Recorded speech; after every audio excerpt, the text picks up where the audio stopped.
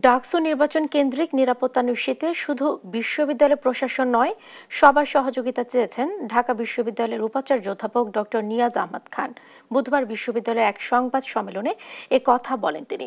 জানান, তফসিল পরবর্তী সহিংসতা রোধে নিশ্ছিদ্র নিরাপত্তা নিশ্চিতে যোগাযোগ হচ্ছে আইনশৃঙ্খলা বাহিনীর সঙ্গে, পাশাপাশি ছাত্র সংগঠনগুলোর সঙ্গেও অনানুষ্ঠানিক যোগাযোগ হচ্ছে বলেও জানান উপাচার্য। এ সময় একনেকে অনুমোদন পাওয়া ২,৮৪০ কোটি টাকার মেগা প্রকল্পের আওতায় ২,৬০০ ছাত্রী এবং ৫,১০০ জন ছাত্র ধারণ ক্ষমতার আবাসিক হল, প্রশাসনিক ভবন নির্মাণের কথা জানান তিনি।